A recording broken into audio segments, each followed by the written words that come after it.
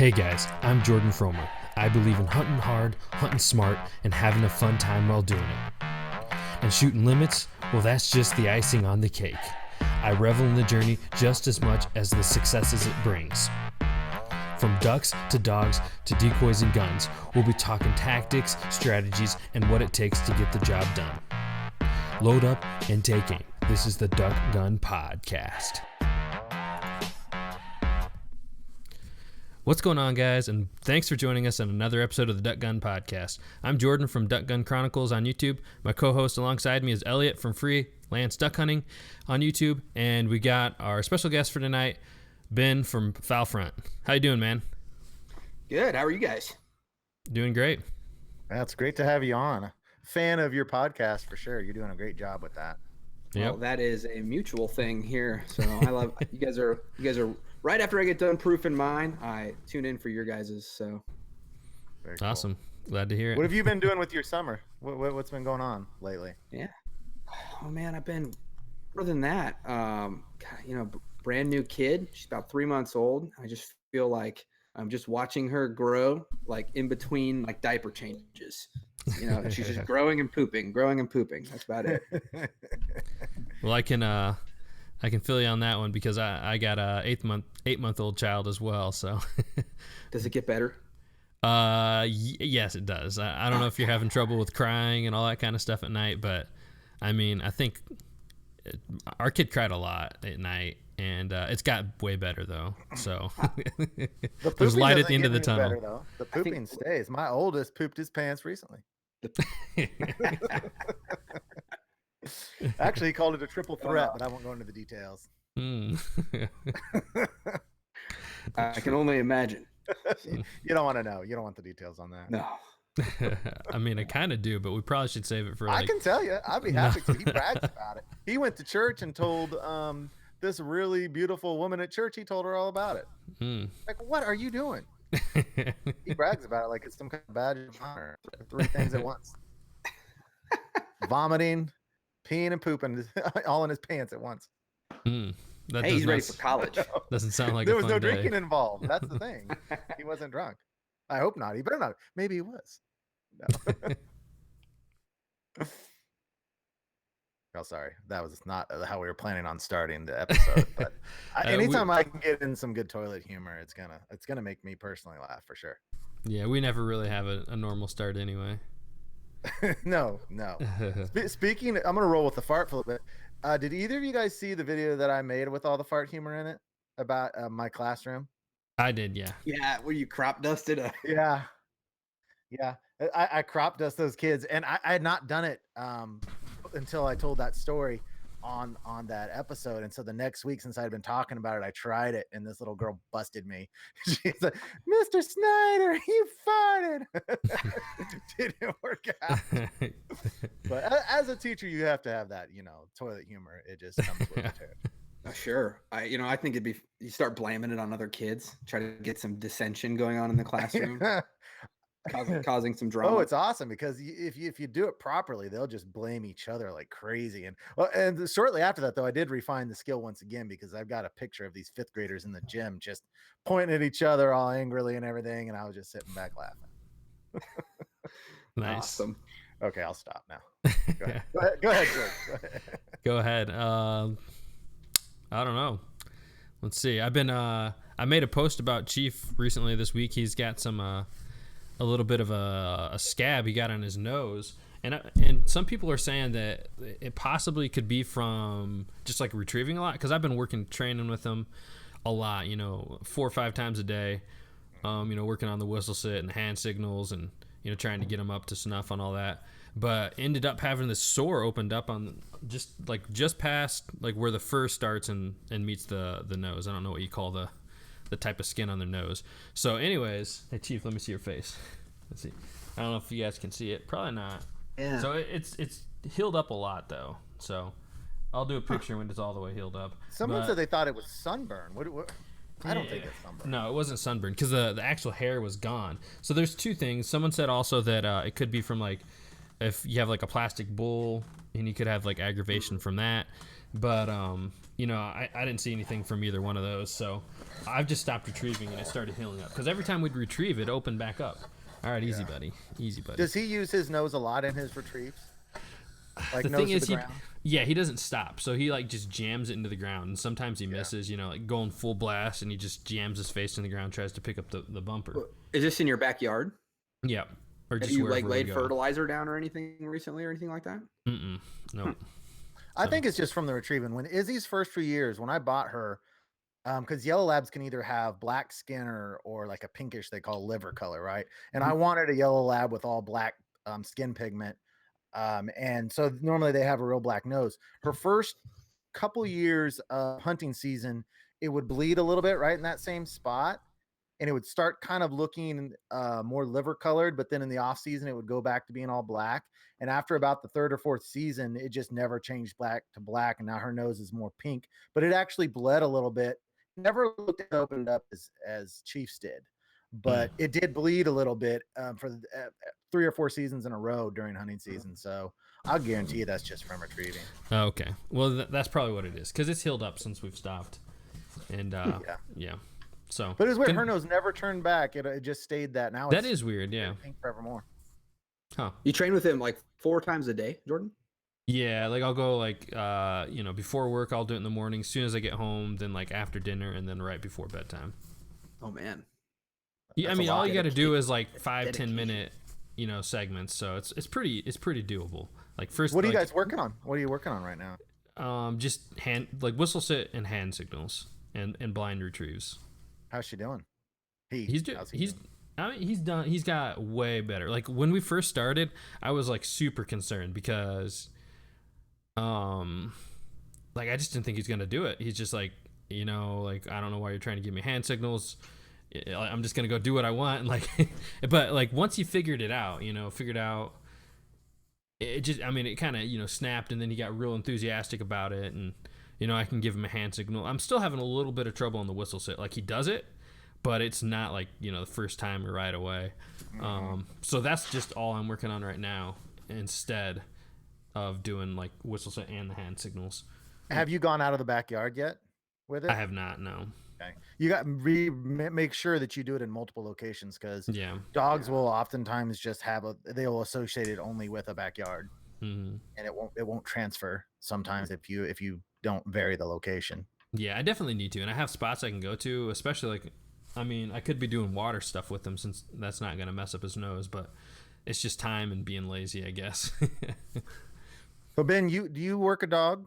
So I have 3 dogs. I've got 2 labs. One's golden, one's black, and then I have a golden retriever.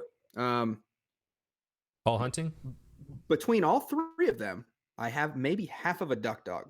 Oh man. So you know what we're working on right now. The big things that we're working on right now with them is trying to keep them off the bed. But I kid, but no, I take Winnie, he's the only one that's not a rescue and not afraid or terrified of loud noises. And she'll go out with me sometimes when I go out just by myself. And usually she'll like wait in the truck till all the decoys are set up, or like she'll like sleep until like I shoot the first time. And she's like good for like every 3rd retrieve, but I just bring her along for company. She's about 8 years old, but I'm definitely looking forward to getting another dog someday, and as soon as the no longer taking care of a tiny little human that requires so much attention. 3 labs in a house. That's I don't know a lot. I don't know if I'm a 4 dog kind of guy though. So I'm not a 3 dog kind of guy. I think 2 at the most. One's good, 2 is pushing it, and 3's a pack. My grandpa would have 5. He'd have 4 bird dogs, pointers, and then he'd have 1 English Shepherd, and he had like a kennel back in his backyard, and it's pretty awesome. That's a setup for that. I'll say this though. 2 dogs is easier than 1 dog, because they kind of like play with each other and tucker each other out. But 3 dogs, it doesn't work. Nope. Man, Chief is an explorer though. I let him out to, like, he just runs off if I'm not paying attention. Like I let him off to pee, and or let him outside to pee, and I forgot about him, and it had been like 10 minutes, and he's just gone, like gone. He is like 10 houses down. I'm like going through people's backyards, blowing the whistle, and like finally I see him trotting towards me, like tongue all the way out to the ground, like he's just, you know, exhausted. I'm like, what'd you do? It's been 10 minutes. He's just like sprinted off, and I have no idea. Like, I don't know. And like, too, he's probably like getting bored because we can't train as much, but that was like this week. I mean, I left the door open the other day on accident, the front door wide open, just, you know, dad brain or whatever. And I came back about 45 minutes later and chilling in the house. They're like, you know, it's hot out there, right? Like, Yeah. So they're all pretty chill dogs. So how are they around the trash can and the dinner table? So I'm tracking your trash can issues. Yeah. Yeah. My golden boy Husker is his name. One time, and I think he ate something that made him just sicker than a dog, and never since. That's fortunate, actually. That's great. Yeah. So. Well, I was bragging recently about how Izzy has never stolen food off of my plate personally, but she will other people's, and that has now changed. The other day, I put I had a microwave pizza on a plate, and I went into the kitchen, and she took that thing off the plate. I was so mad at that dog, and I mean, I don't hardly punish her anymore, and when I do, I don't like inflict physical damage on her. I will slap her snout, you know. Yeah. And I'm more aggressive and, you know, demonstrative to her, but I don't really think you have to put a lot of physical pain onto them. But she was certainly really, really scared. And I posted the picture on Instagram. She got behind my daughter and just hid right behind her. And in the picture, she's just peeking out, looking so scared. I was just livid. Because I'm always bragging, it's like, she'll never steal my food. She won't ever take it off my list.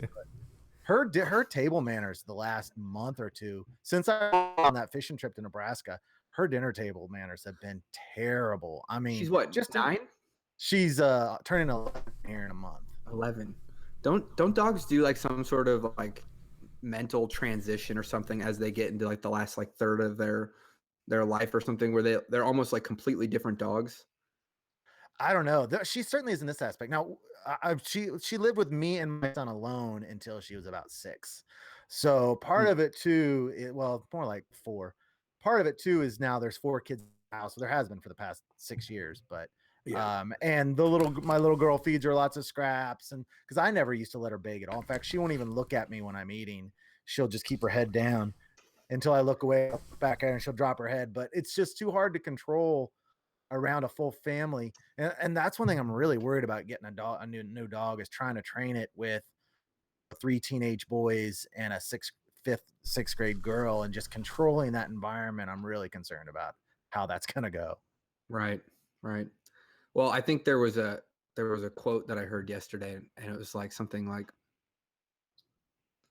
you know, a good man knows his limits, and I know my limits, and I don't know if I have at this juncture, the next like 5 years of my life, if I've got it in me to train a dog.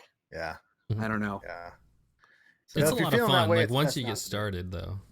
Yeah, probably Elliot's got sound advice, but it's just a lot of fun once you get started. Yeah.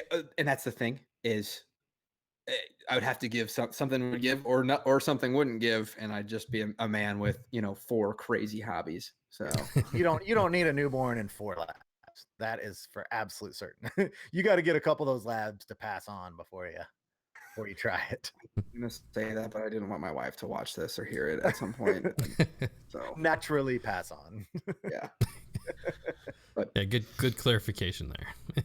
Yeah. Yes. Yeah. Exactly. Don't want to be advocating anything otherwise. Dan has seriously told me that he's going to knock off one of his dogs because his wife keeps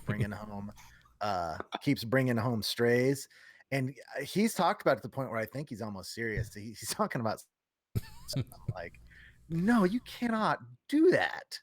But well, now you gave it away online now. So. She doesn't watch this stuff. He won't actually do it. For all of you animal lovers out there, he's more talk than he is action. But if the dog does mysteriously die, We'll see. There was a Seinfeld episode about that. Lane was going to assassinate a dog for Jerry one time. Ooh, did you just date yourself there though, Elliot? Yeah, probably so. Okay. Well, I got you guys by like 17 years at least. So. Yeah, we're more like, what is it? How I Met Your Mother and Friends, I think is Saved by the Bell. Saved by the Bell. Family Matters, Full House. So, and not to cause any controversy, but do you also like Frasier? I don't love it, but I have watched it. Okay. I don't know. But Cheers, I used to watch Cheers in grade school like crazy. Okay, that's I've seen a couple episodes of Cheers. It's a good show. Never seen. Hey, question about, camera. I do have a serious question though here. What do I do with my hands? That's the main thing here, Whatever you want. But try to talk naturally. So I think that it's important to use your hands some. But not overly use them. I was watching a video today on YouTube about this guy about aliens and stuff, and this guy was overly using his hands, and it was really distracting. Like just waving them. Yeah, you got to do like Trump things, is like it, is it this guy, the guy that you see in memes? So actually, I do have a theory on the hand thing. I want to use them some, but not over. Yeah, I want to use them more than none. So. Yeah. All right, I guess probably a good point to jump into the main topic. You guys ready? Yep. Do it. All right. If you guys are just joining us now, I'm Jordan from Duck Gun Chronicles on YouTube, and my co-host alongside me is Elliot from Freelance Duck Hunting on YouTube. Our guest for today is Fowl Front. How you doing today? Good. How are you? Doing good. Go ahead and tell us a little bit about yourself. What your story is. What you got going on, and we'll start from there. Okay. Yeah. So Ben from Fowl Front Waterfowl podcast. And I started podcasting a couple months ago. But more importantly, I started waterfowl hunting about 5 years ago. I had to move down to El Paso, and I grew up hunting upland in like Nebraska and Kansas, and then got really big into deer hunting in high school and college. But then my job took me down to the desert, and I don't know if you've ever been out to West Texas, but you got to pay to play if you want to hunt deer out there, or you have to get into the draw up in New Mexico. And I didn't quite have the money to be doing that. And one day, one of my buddies that I worked with, he said, "Hey," yeah, he was just passively talking about his weekend. Then he said, "Yeah, and we went and shot some ducks on the Rio Grande." And I was, "Well, hold on, pull over." We went duck hunting down on the Rio Grande, and I said, "We're in the middle of a desert. Like, there's ducks here." And he's like, "Oh yeah, you gotta go." And I said, "Okay, well, when's the next time you're going?" I was like literally typing up and I remember growing up, I'd gone duck hunting a couple times in college and then a couple times when I was younger. And I remember not particularly enjoying it for whatever reason. I don't know. Maybe it was like all the gear, like super cold. No, I don't know. I just don't remember liking it. But yeah, so I got into duck hunting down there and did that down there for 3 years. And then Oklahoma. Oh, looks like we lost you for here a second. All right, we'll try to get him back here, guys. So while we're getting him back, I don't know if you ever wrote that or read that full article that he wrote about his duck hunting time in the desert, but it's really easy to read and it's really interesting. I think we got him back. Yep, I'm back now. Sorry about that. Where did I cut off? I'm not sure. I was just when you cut away, I was telling about the article that you read. That you wrote. Let's see. Last thing you said, something about Oklahoma, I think, right? Yep. Yeah. So moved on up to Oklahoma. Did a season there. That was pretty nice. Had a lot of success on some private land that I had permissions on, and then Kansas. And you grew up in Nebraska. Yes, correct. I grew up in Nebraska, right off the banks of the Platte River. Yeah, did actually spend some time in Kansas too, off the banks of the Blue. But then my parents, we moved quite frequently when I was younger. So, but Nebraska is home from about 5th grade on. So Awesome. Where in Nebraska? Central, lower central? familiar with where Grand Island is? It's, I believe, Okay. the 4th largest city in Nebraska, with an astounding 47,000 people. So how close is that to all those little potholes? I can't remember what the name of that area is, right in south central Nebraska.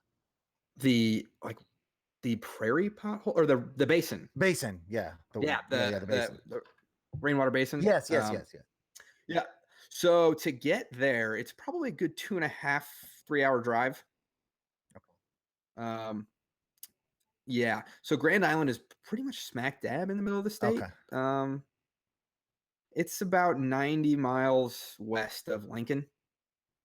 So you're not into the Sandhills yet there. It's farmland. No. Yeah. It's, in fact, Grand Island is, it's not, it used to be an island, but it's where the Rio Grande or not the Rio Grande, the Platte River split. There's just one channel of it that runs along the south side of Grand Island now. But yeah, there's quite a few river valleys, and some like a lot of wooded area and ag farmland. So. Now I noticed you've done some collaborative work with High Prairie Sportsman, right? Mm-hmm. Yep. I met Matt. Go tell me your relationship with him and how you guys kind of got to collaborating. So I went to college at the University of Nebraska Lincoln, and through kind of wanting to I don't remember specifically how I met him, but I met this guy named Tony White, and he's big into duck hunting and taxidermy and all that stuff, and he introduced me to Matt, and I remember me and Matt and Tony one time we went out on a duck hunt, Lincoln there, and I think we jump shot some teal, and then just kind of had a a connection after that, and all, they had a group of friends that were all, duck hunters, pheasant hunters, and deer hunters. And so I kind of just tagged along with them, and we would do some wild game cookouts, or everybody would bring wild game and prepare it in a fashion. And obviously, the regular college kid stuff like partying and things like that. So. Yeah. I had a chance to fish with Matt up in the Sandhills, Nebraska. He's a great guy. Oh, he's so funny. Old Mutt. They call him Mutt. Oh yeah. Oh, that's good. So yeah. Oh, might have brought up the old college nickname, but no, Matt's a really good guy, and he'll just call you and talk your ear off, and he's really knowledgeable about habitat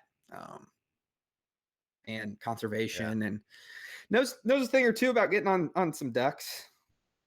Yep. But for sure. Yeah.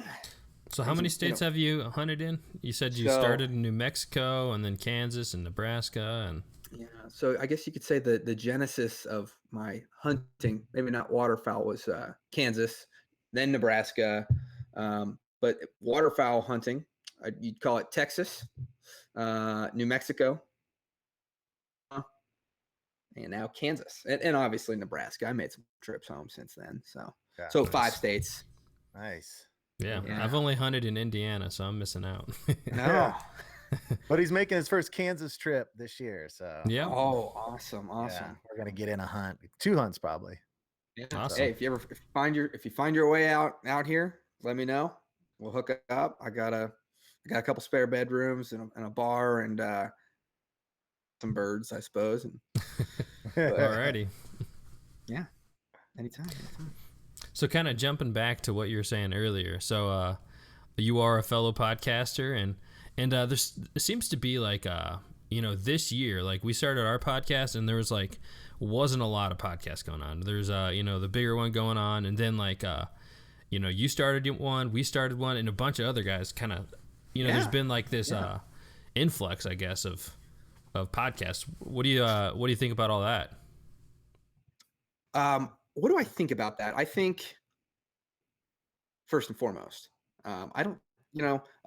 Somebody once told me that, podcasts are not, it's not like you don't choose one place to get your groceries. If you need groceries, you're going to go to Dillon's, you're going to go to Walmart, you're going to go to CVS, whatever. But I think it's really cool that there's all these different things popping up. And the other thing too is like the collaboration. I think that's the best thing for the listeners. And my whole goal over at the Fowl Front is I want to like educate and like build a good base of ethical, conservation minded hunters. Basically getting people from the couch. If you're just thinking about man, I haven't been duck hunting before, but I haven't even been hunting before. But I kind of want to get into it. Like my podcast, I'm hoping that if you listen out there, we'll get you hooked up. That's kind of my intent with it. And going back to like, you got the Big Honker podcast, you guys, us, and then some of the other bigger ones too from some of the guys that are in the industry, like was it Chad Belding? But I think us littler guys, I think it's really cool that we're all kind of real. Like we're just people. We're just duck hunters. Yeah. If we can get together and help people out, why wouldn't we want to do that? So yeah. Mm-hmm. Yeah, it's really cool. I've listened enough of yours podcast to pick up on the fact that you're pushing ethics quite a bit. I was listening when you were telling a story about a pond and some guys kind of threatening you guys a little bit. And I guess the whole point of what I'm trying to say is what you're trying to do with the educate and ethics certainly does come through. I could pick up right away on that after just listening to one or two of your podcasts. So job well done with that for sure, because that's something we definitely need. And the thing is too, you say, well, you've only been waterfowl hunting for 5 years, Ben. Like, what do you think, man? It's one of those things where it's like you can learn a lot in 5 years. And then the other thing too is I'm a lot closer to some mistakes that were made. Mm-hmm. I've made mistakes. I'm a lot closer to all those lessons learned than some people, perhaps. And I was really frustrated when I was trying to learn because I didn't have a mentor. And I had to learn and read a lot of things, and just trying to help somebody out. If I help one person out that's in the same situation as me, we're good to go. Yeah. Mentors are definitely needed, because I know Jordan has talked about, he just picked up duck hunting, and at the time he was kind of going out by himself and wasn't sure how far to shoot distance on shots. And I've said this quite a bit that, I think there's a lot of guys in their 20s that are getting into it, and they're getting into the sport without those mentors, and they're making a lot of ethical mistakes as far as shot selection and setting up too close to other people, just because they don't have a mentor, just because they don't know kind of how to go about things. And I'm really, really hopeful with some of the voices that are popping up that topic is going to be talked about a great deal, of just how to go about your business so that you, number one, do things in an ethical way, do things in a safe way, and do things in a way that you're not disturbing people around you. Yes. Yeah. And that's huge. And I think those three things that you just talked about, what quicker way to dissuade somebody from duck hunting or hunting in general than to have them really tick somebody off and have that person come give them an earful and just rip into them. And then experience with game, maybe, either one, failing to interact with it, or doing something unethical and then feeling bad about it. And then the third thing, talking about, rules and regulations, $100 ticket. That's a real quick way to get a man out of the sport, or a hunter out of the sport, I should say. So absolutely. Yeah, and that kind of even brings up another issue. I mean, it's great to have, like you're saying, like with the podcast and YouTube, to have like the mentorship of other hunters and help people learn from our mistakes. But like, I mean, this is kind of going off on a tangent, but we do that a lot. Yeah. Cool. But I've actually been the recipient of one of those $100 plus tickets, and I mean, this is, I would say that the DNR could do a better job, and it's kind of like a gray area, because it kind of goes to the point of saying, like, are you breaking the spirit of the law or the letter of the law?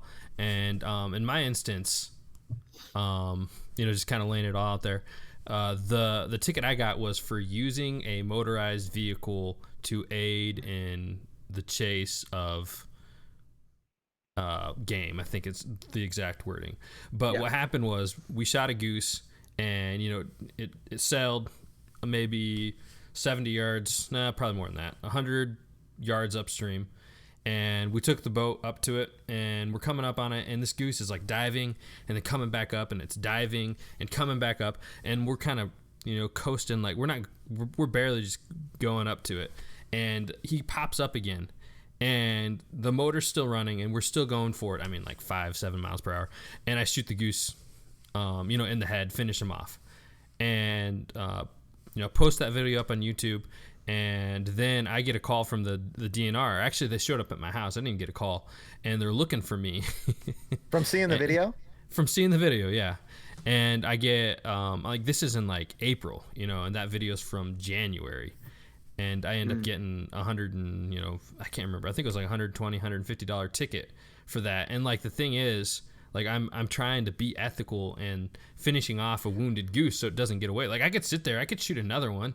But like, the right thing to do is to get your wounded bird, and the reason that law is written is to prevent people from like driving up on like a herd of deer on a 4-wheeler and shooting them. Yeah. It's not to prevent somebody from getting a wounded goose off the water, or cruising into a flock of geese and shoot, just unload and full blast coming in there and shooting them. No, that's not what we're using. Aiding in the chase of an animal. It's like, come on. So that's a good way for the DNR to push away hunters too.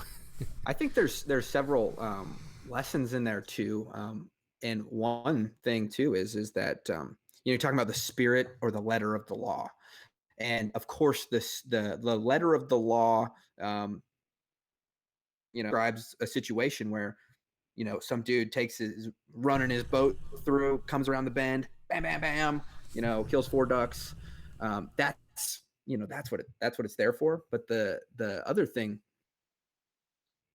probably perhaps the reason you got the ticket was obviously it was the video, because that was the evidence. Yep. Some sort of precedent that they try to spend. And I know there's a huge difference between your local your game wardens and like your state game wardens and like the federal guys. And I don't know which one it was that you dealt with, but this guy was like 4 counties away. He just saw the video and came all the way to my house. This is a long trip. Yeah. Was he aggressive with his attitude? Only when I tried to argue it. Yeah. Then he told me that he could take away my guns and stuff if he wanted to.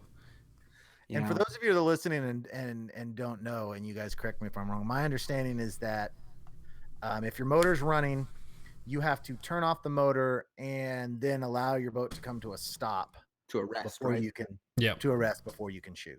Yeah. So you can never have your motor going, and you have to have come to a resting point is the technical law.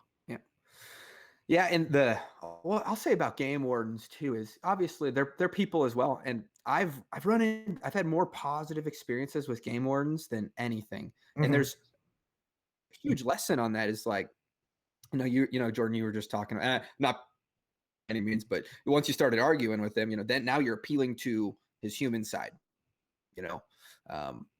when he's trying to do his job. And we've all been in that situation where someone at work tells us perhaps we are wrong. And but anyways, yeah. And I'm not trying to give like the DNR like a bad name. Like that was just like, because they're doing their job. They got to do their job, and I'm glad they do their job. But yeah, I just some instances I'm just saying same thing along the way, like with mentorship. Like, I mean, yeah. And one really easy way to have like a good positive experience with a game warden is, you see the game warden come over. Don't look at it as like, oh man, this dude's ruining my hunt, and act like that. Look at it as a way. I've gotten some really good scouting tips from game wardens. And first thing I do is I unload my gun, set it up against the blind or the boat, and start pulling out the ducks, and I meet them halfway, empty-handed, and ask them how they're doing. And they usually strike up a conversation, because I mean, think about it. How difficult is it that every single day you walk up to someone that's really annoyed and has a firearm? Yeah. that's got to be a tough job, you know. I would say that I've met police officers that have a chip on their shoulder. I have met very, very few game officers that do. One federal guy one time, we had a situation where we were sitting in our blind and someone down the way, um, quite a ways away, shot a shoveler, and that thing coasted down and essentially just landed in front of our blind.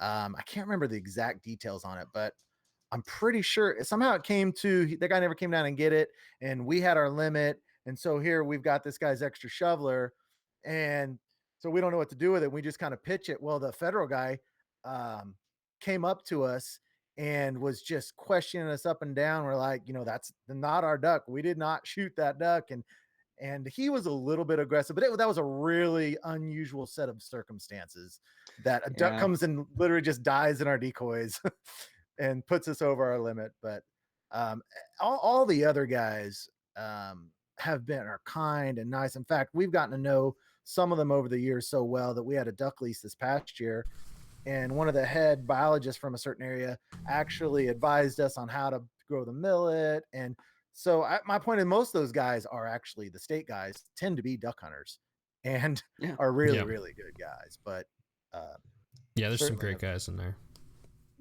Yep. Yeah, I have a funny story about game wardens if we're still on it. Sure, yeah, let's hear it. So we were up on this lake in New Mexico, and there's this airboat, and I don't know if it was a guide or what it was, but they were definitely driving birds out of coves to get them moving. And they'd actually rolled up into our spread coming around one of the coves and drew up on our spread before they saw the mojos, or just a little bit further. And they're like, they did one of those things. And so, we called the game wardens on them. And so a little bit while later, we hear an airboat coming from the same direction. And he comes flying around the bend, and my buddy stands up, gives him the double bird. Who was it? So they come pulling in. It was the game wardens, and then I can't remember what other agency was with them. It was the guy, the rangers, the park rangers, or whoever manages the lake. And they came in, and we did our thing where we emptied the shotguns, and we're always good to go. We've always got our zip ties on our birds to indicate who's or who. And we explained the situation and told them that we were the guys that they had in fact called in, and they were like, oh, it's like, yeah, it's like, probably better not flip people off, that. And I said, yeah, that's a great call. Yeah, that's funny. That's funny. I was thinking about your story, Jordan. I actually know if there's someone on YouTube, and I won't give their name, but if I gave their name, you guys would know who it was, that had the feds show up at his door after seeing his videos, and I don't know if they ended up ticking him, but they were really giving him a hard time about some of the legalities as far as what you can and can't do as far as filming goes on some of the wildlife areas. In fact, and I got to digging around and looking at it. There's some pretty set laws as far as federal land versus state. And some of the laws, especially on federal, are really restrictive when it comes to filming. And I didn't know drones are not allowed to be used on state or federal land. Yeah, there's actually a lot of fishing YouTubers have got that, where they've got fined for using drones, to take footage of fly fishing videos in the national forest. And yeah, it's just. Yeah, there's a lot of restrictions. You technically cannot film a hunt on federal land without a permit. It's illegal if it's federal land. Oh, there's a good tidbit to know. Not a YouTuber or anything like that, but that's crazy though. Yeah. Well, see, it's just things. If you're monetizing it, though. If you monetize, I'm not sure if you monetize or not makes a difference on it. I'm not sure. Probably does. But though I'm sure those laws were made for big movie sets and advertise huge commercial operations, so they write these restrictions for that, and then along comes YouTube, and all these little guys are running around out there, and it applies to them. Kind of goes back to the letter of the law versus the spirit of the law. Yeah, that's what you were talking about. That was made for Hollywood. You have that in your budget to pay for on set locations. Yeah, but, YouTubers taking your phone out, you literally could like you could literally charge anybody then if you have your phone out and you're taking like a selfie video. That's the same thing we're doing. I have to go back and look at what the actual legalities are. I can't remember if the monetization or not makes a difference, or whether it's just posting it publicly. I can't remember. I looked into them really closely and actually conferred with our biologist friend, state friend, about it, just to make sure everything we were doing was legal. But it was certainly educational, for sure. Yeah, absolutely. Absolutely. Anyways, I think I pulled us off on a pretty far tangent. So a good one though. Where are we at? Yeah. Where are we at? Well, I've got a question for Ben, and maybe you answered this and I was daydreaming because I'm a classical daydreamer. But what made you decide to start the podcast? I don't think you said exactly when did you get the idea? How long ago did you get the idea? And what? Because man, when you hit the ground running, I mean, you've got traction for as short as you've been doing it. So so we started in March. What was that, 4 months ago? 4 months ago.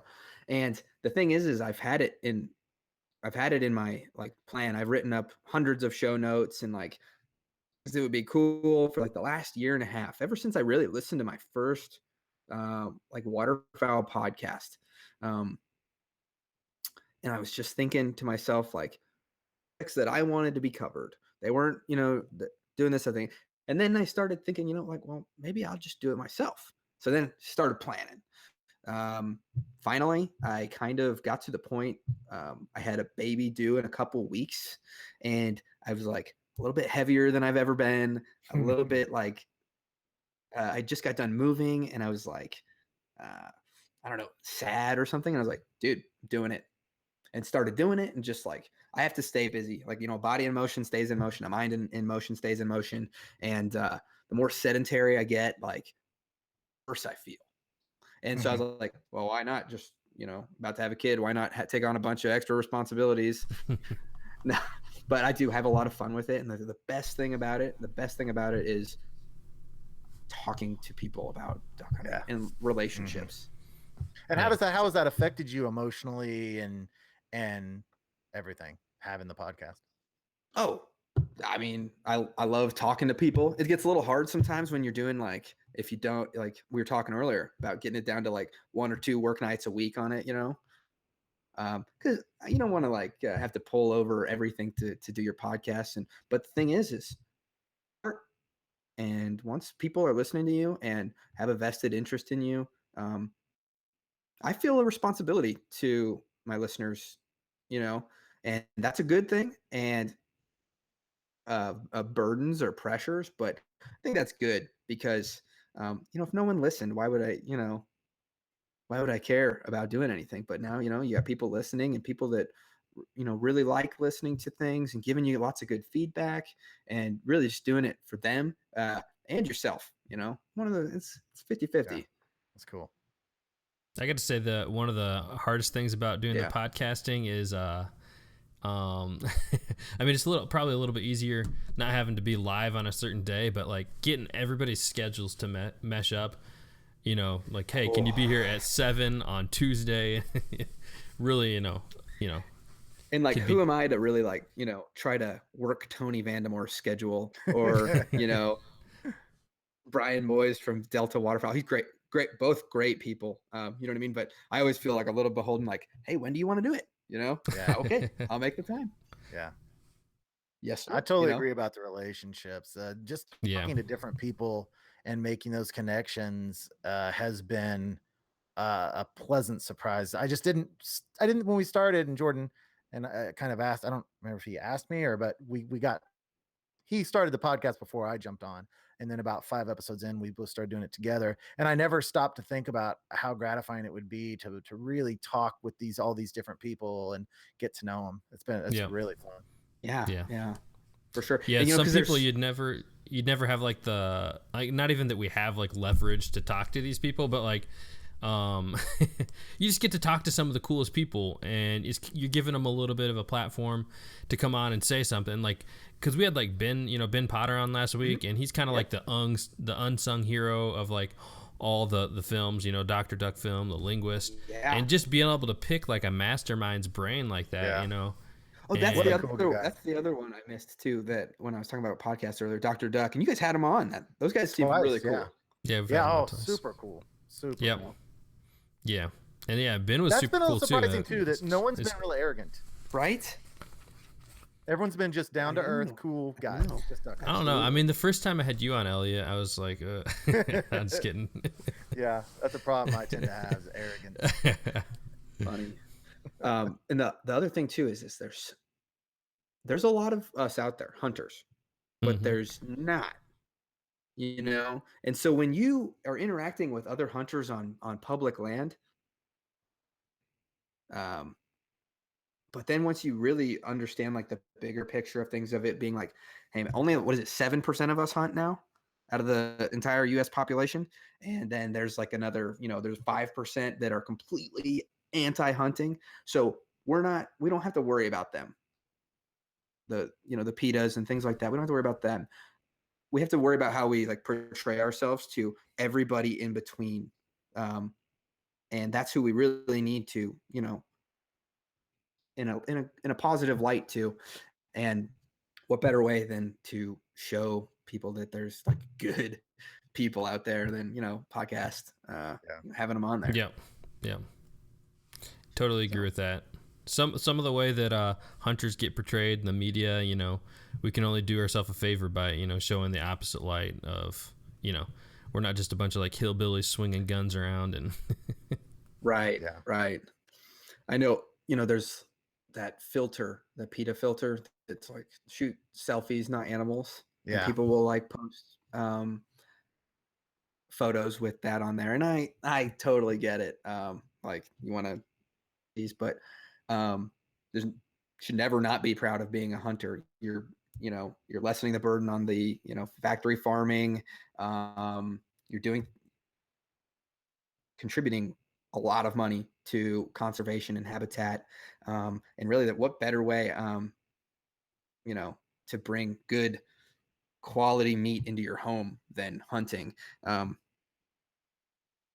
And I just don't know if the people in the middle would really like look at up a dead duck with shoot selfies, not animals, and think, oh, there's a a responsible Yeah. human being, and That's not a good look.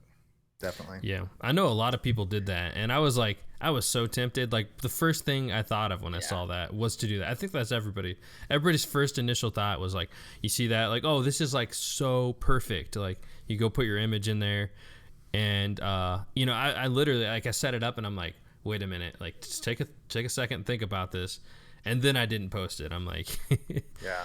Good call. yeah, kill them with kindness. You know what I Yeah. mean? Kill them with kindness. Gotta be assertive and playground, right? When you're in third grade, kid hits you, you hit him back. Well, when you're a professional adult and you're out in the society, generally it's best to just defend yourself and get away from it and call the cops. Yeah. So don't crazy person. Yeah, absolutely. We had a whole segment where we talked about that similar stuff where Jordan had shown a picture of a turkey where someone had used this camo and camoed up the whole face of the turkey and everything. Yeah. And and heart. just It not was a good look. it was a face paint company. I shouldn't say the name. Don't want to like Yeah, I've seen that. I've seen that one. It's just not a good look for the sport. Yeah, and I will never claim to be like the moral line of hunting. I have what I believe is right, and respecting whatnot. And I feel like hunters have a lot of responsibility, and but there needs to be a lot of fun. I don't know if you guys listen to the Joe Rogan podcast, but Ted Nugent was on yesterday. Only worth a listen. It was fun to hear Ted Nugent talk about his opinions on all these kind of similar things. Mm-hmm. We're actually having Ted Nugent on next week. Oh, really? No, I'm just kidding. just kidding. Call him up. Never know. You never know. Never know. No, that guy's pretty. What's the right word? I don't even know. Excitable. fiery. Passionate. Yeah. He has his opinions, and he's not afraid to share them. Yeah. Yeah.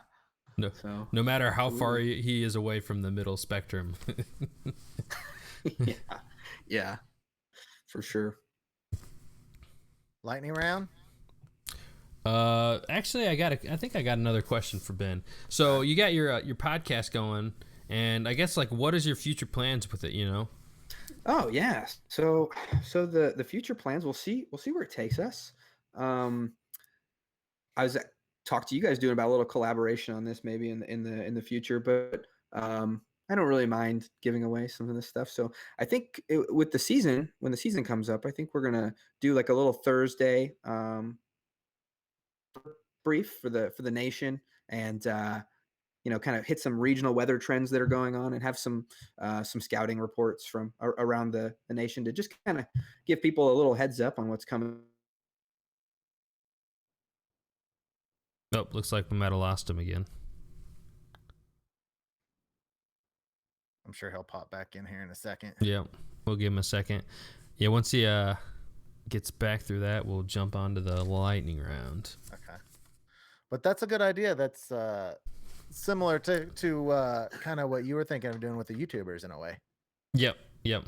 And I haven't actually. Wonder if we could collaborate on that in some way. Yeah. Yep. That'd be. I was actually gonna. Yeah, we'll talk about that later. I haven't actually announced my thing yet. So okay, yeah. And then so I guess that's the short-term plans. I'm about to start interviewing my listeners, because as just as valuable input as a professional would in some instances. Everybody's really good at something, and so I want to highlight that. And I really think it's cool to interact with. I love that you guys do the live thing and you get to talk to people. I don't necessarily have the scheduling freedom to be able to do that kind of thing, and I'm very envious that you get to like back during your podcast with like listeners and things like that. But yeah, I'm about to start hitting up my listeners for like, hey, what are you good at? Let's talk about it. So are they going to be like call in? Or are you going to pre-schedule that, or how's that going to look?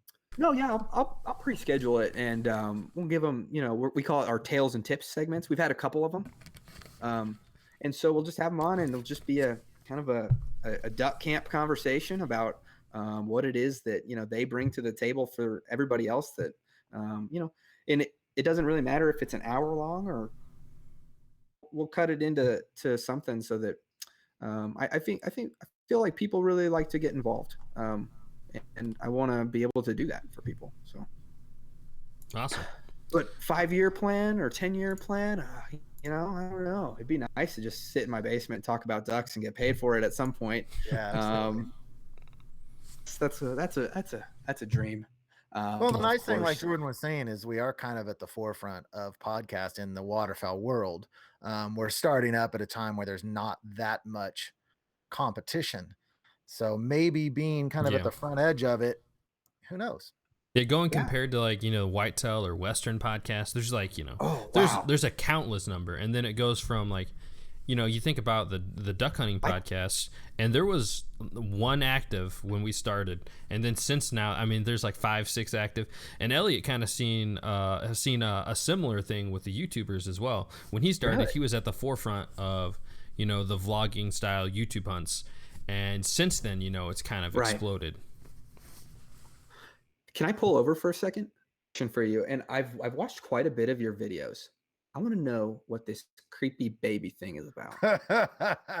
Freak baby. All right. Yeah, I'm glad that you asked, because here's the thing about Freak Baby. I never know how much to include or exclude Freak Baby because of like the weird factor and the factor that people don't know where Freak Baby came from. So last summer we did a video called we did a series called Can Dan Do It? I don't know if you're familiar with those at all, but we gave Dan challenges and he had to see if he could do them. One was he had to catch a hummingbird in his bare hands. Another one is we went on the Missouri River and he had 5 hours to build a raft out of whatever he could find, and he had to float it 5 miles back to the boat, and we camped out. And so on that video, as Dan was making this raft, I look over and there's this creepy looking baby doll, naked little baby doll, just laying there in this wood pile.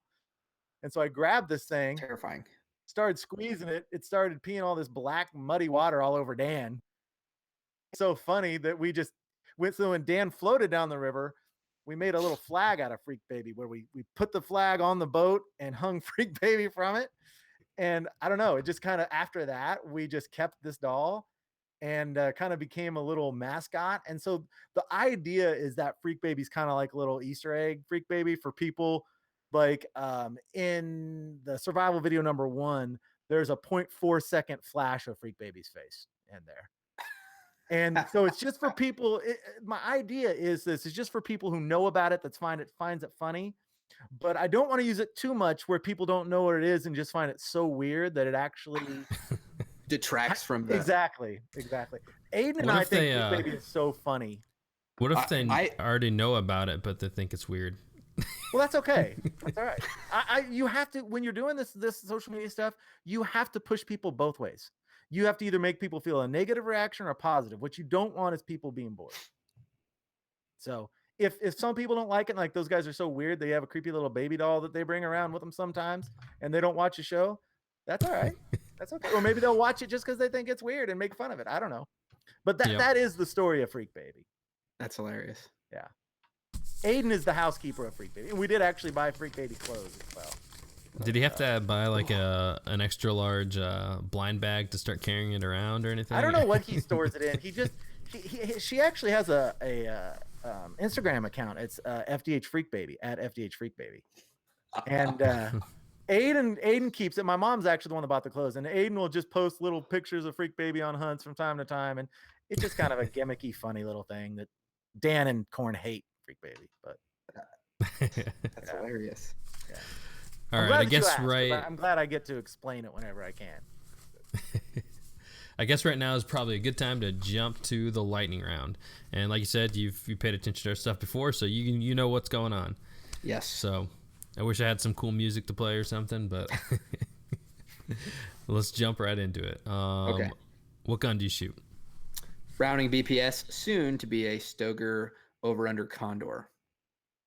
Nice. What's your dream gun? Browning BPS. But you're going away from your dream gun? It's a thing that I'm doing with my. I take that back. Dream gun.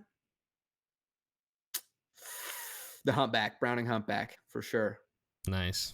But I got a couple of those. Yeah. So the over-under thing. Sorry, lightning round. We can call this like the Rolling Thunder round. The over-under thing is like I'm trying to do it to not be different, but to show that like you don't have to have the semi-auto, and you don't just have to have the pump. And I think it's pretty cool that you can have 2 different chokes. And that is a really cheap gun. It's like $300. I think, if that. And I want to show people that you don't have to do what the best in the business are doing, shooting. Well, it's a very traditional fouling gun, as an over and under. Exactly. Like when did we get so when did we get so uppity, or what? Not uppity, but when did we get so it's either my way or consumed by like that's a weird way of saying that. Yeah. Because I've got an over under Browning that my boy 20 gauge that my boys use when I take them out, and you wouldn't believe how many negative comments on those videos that people give about them using over and under. I'm like, you obviously don't know what you're talking about, because that is such a traditional fouling gun. It's people get really upset about it. Yeah. But and the other thing too, Elliot, this plays into what you website, that the stats thing. What about that third shot? Yeah. So your shooting percentage will go up with an over and under. That is guaranteed. We'll see. There's a big bet over on our listener page about how many months I'm actually going to use it. So, but here's another, not to totally disagree, but you said your shooting accuracy will go up, but is that the end all be all? Because I also think that your number of ducks per hunt will go down. Probably, maybe. I mean, yeah, maybe if you're, some. it'd have to go down some, because I mean, you take out any triples, you take out any doubles where you missed your first shot, and any singles where you missed. Yeah, I guess, yeah, probably your cripples will go down. Yeah, and then the other thing too is people say, "Well, I use the third shell for cripples, right?" And it's like, well, you can load in. Usually by the time I'm going for cripples, I got 2 other, I broke the barrel. I've, slapped 2 more shells in there. We're good to go. Yeah. I'm not ready to give up my third shot, but I applaud you for the Like I said, we'll see. I'm just a man talking on a computer right now. So I've used my Browning Satori over under, and I prefer the semi-automatic as well. I also but you do whatever works for you. I also don't know if my shooting, I consider myself a decent shot, but that's probably because I've been shooting the same shotgun since I was 12 years old. Now, is that BPS? Is that English stock? Like the sloped?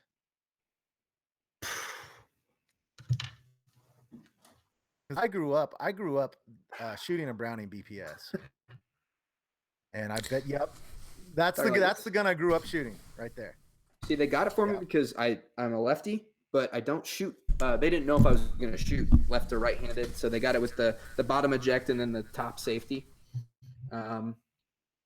Is why my grandpa got me that particular model. So when I said English stock, you know how it's kind of rounded off where you put your cheek on it? I never was a huge fan of that rounded stock like that, but I shot that clip till when I was 20. It looks pretty similar to this, honestly. I'm going to have one of those someday. So those BPSs are a little heavy too. A little bit heavy. Yeah. Any of these old guns are. Yeah, and that's the thing too is I think it's just I'm such a big thing about like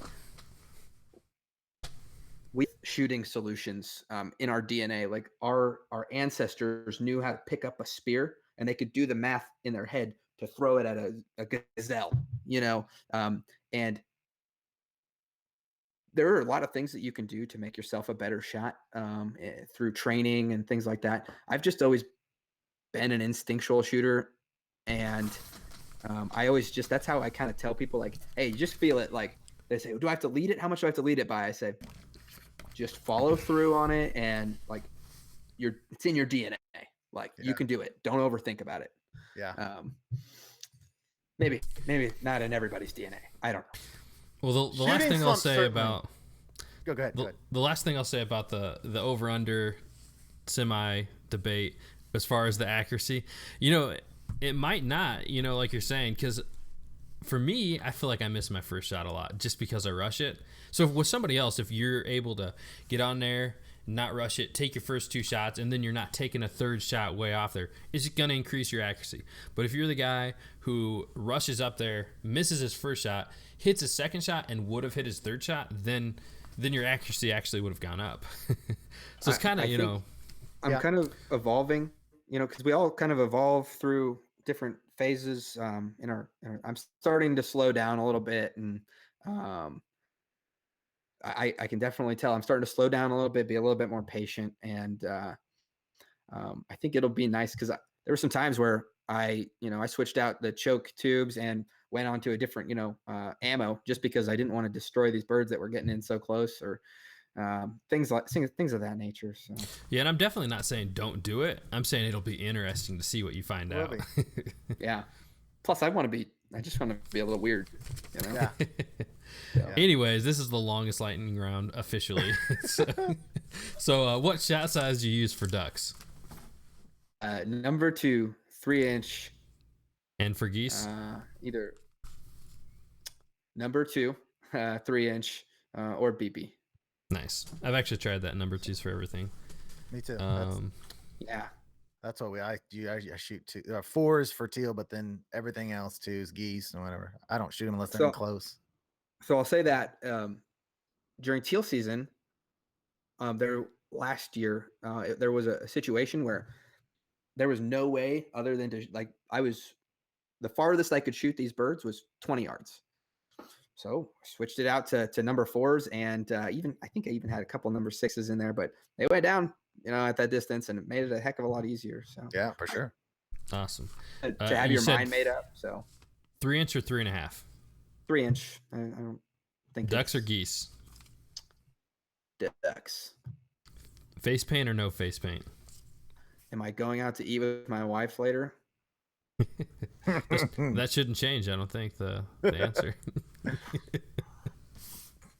I don't know. Like first day, first hunt of the season, throwing it on there. Like if we're going out and we're gonna be hunting like 2 days in a row, and kind of just doing manly things, or just getting out there and being one with nature. Like I'm just gonna throw some, big old glob of black paint on. Yeah, nice. I'll go paint. What ammo brand? Federal, or I've gotten some heat on this one too. I really like that Field and Stream ammo from Dick's. Never even heard of it. It's anti-Second Amendment. That's all I know. Not just kidding. Beard or no beard? No beard. That's a first. No, we've had 3 now. I don't remember. That said no beard, really? Yeah. You've Okay. There's somebody else said no beard, and you said that was first then too. Well, my memory sucks. Yeah, no beard. Rivers or fields? Rivers. Rivers or marshes? Marshes. Marshes or timber? What are trees? Okay. What is timber? I've never hunted timber either. Nebraska, Kansas, desert. Yeah. Any of the big name guys who've hunted everywhere always say timber. Yeah. I definitely want to get on one. That'd be super fun. Yeah. Yeah. Mojo, Lucky Duck, or Jerk String? Nope, lost him again. I think he's gonna say Mojo. Me too. Just from his previous stories. Yeah. He'll pop back in here. Yeah. Hello, There. I'm back. I'm sorry. Mojo's, Lucky Ducks, or Jerk String? Dove Mojo. I've never bought a duck one. They're just as good. Really? You are a fan of being different, aren't you? So, and that's the other thing too, is anytime I go hunting with my buddies, like they always want to put the Mojo like in the spread. But I usually don't like to have a Mojo within like 40 yards, 50 yards of where any of my decoys are. I'll go put them on like the other side of the pond, because I think they're really good for pulling ducks in. I think maybe, I don't know for what reason, I don't think they're that natural looking. So heck, I'll go put them up near the truck almost, on if I'm on a hill or something, like good visibility, because it'll pull the birds in, like if they see that, and then they get to the pond, and I'll finish them with the real decoys. So I'll tell you what, when they first came on the hunting scene, I wasn't gonna get one. They were so effective. It was either get one or don't shoot ducks on public land. I mean, because if anyone had one on the area that you were hunting, you weren't going to shoot any ducks. It was unbelievably effective. Nice. Yeah, I don't know. I've just kind of always, I just didn't want to spend a lot of money on it. So I just bought like 3 Dove Mojos for $90. And then when we were hunting out in the desert, I'd go find the highest point I could, even if it was like 200 yards away, stick all 3 of them there, turn them on, Cool. go walk back down to the pond or the lake. And That's interesting. Mornings or evenings? Mornings. All right. Well, that concludes the the lightning round. So Yeah. you mentioned, do you keep track of your statistics? So that's what I take the tailgate pictures for. But like I don't do like sunny days or anything, but I do have like a guttural feeling like on what works for what places during the season and historically. But yeah, I keep track. Like I get really serious about that HIP, like the Harvest Information Program. and I'll do it for the whole party, the whole year. I'll keep a little logbook for everybody, and I like to just keep like totals numbers too, just that way I can. Well, if you are interested in trying out freelance hunt stats, let me know. I'll hook you up with an account, and you're welcome. Absolutely welcome to give it a shot. And we're still in the get feedback phase, so sure. If you're interested in that, you're welcome to. I'll set you up with an account, and you can. I'll get digital with it. Because you don't on that site, you don't have to keep things you don't want to. You don't have to keep your shooting percentage. You don't have to track weather. None of those fields are obligatory fields. So I'm doing it all the way, man. Yeah. In the future, I want it so that you can actually hide things that you don't want to keep track of to make it more sleek, but we're not to that point yet. But it's real basic, and keep whatever you want and don't keep what you don't want. But I would love to get feedback on it. Oh, I'll do it for sure. Cool, we'll talk. Sounds good. Sounds all right. good. Anybody else got anything to add before we wind this thing up? I'm looking forward to being over on your podcast when we do that on Fowl Front. I think that's going to be fun. Yeah. And we're going to talking about all about like video and stuff, right? Whatever you want. That's what we're doing? Cool with me. All right. Yeah, that sounds good to me too. That'll be great. Like just how to capture your films or how to capture a good duck hunting film, you know. Sounds good. Yep. Some of the best in the business right here. Well, a couple amateurs in the business for sure, but now I really enjoy watching both your guys' stuff, and like so happy. My daughter actually like loves there's no difference between like little baby bums thing you put on there and duck hunting for her. So nice. We're good to go. That's awesome. Let's see. I think we got a couple questions here. So, what DSLR do you use now, and what was your first DSLR? Well, my first DSLR wasn't really DSLR. Used some like cheap knockoff GoPros, and then cell phone footage always works decent. And then I got the Panasonic G7. Elliot, what kind of camera you got? I just bought a Canon Vixia. Can't remember, like G3 I think, or G40. I can't remember which G it is. I just bought that. I've got a Panasonic HCV 770 and then a GoPro Hero Silver. I got the Hero 5. That's my GoPro, main GoPro. Yeah, mine's 4. Mine's a GoPro 4. Did I say that? 4 Silver. And I got the shot cam as well. Or not the shot cam, Tacticam. Get those confused. Ben, you got cameras you use at all? I have an iPhone 7 Plus, and I have I just bought like my first DSLR camera. Which one did you get? Nikon D300. Okay. And then I got a couple GoPros. So awesome. And are you going to be posting more hunts next year? Is that your plan? Yeah. So like, I don't ever really like too much enjoy video editing. Just not really good at it. And so what I do is I film all my hunts and I watch them on my TV, and then I end up putting them in a Dropbox for Matt over at High Prairie Sportsman, and he set me up with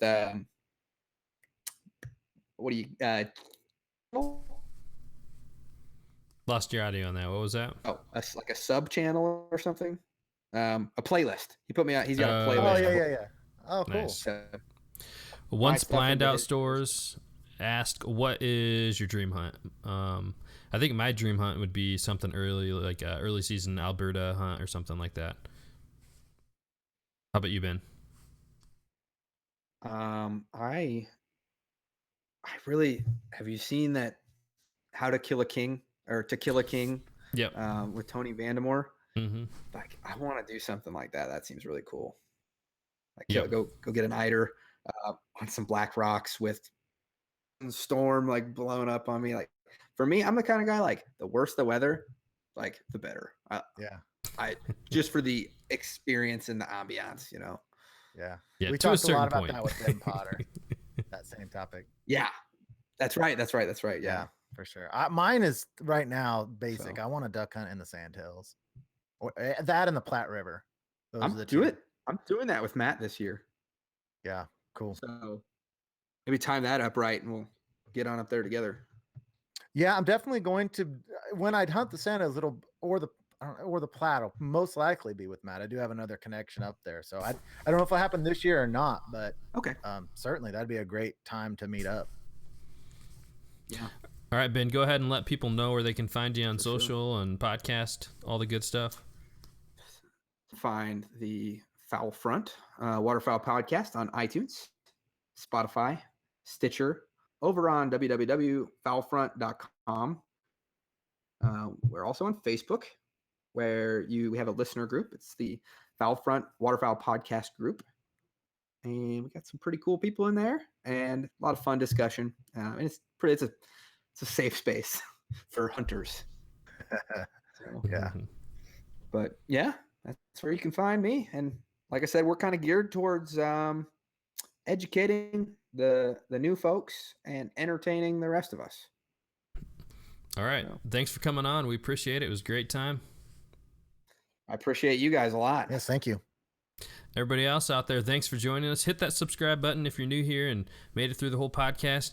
And, from me at Duck Gun Chronicles on YouTube, and Elliot from Freelance Duck Hunting on YouTube, and Ben from Fowl Front. We'll see you guys next time.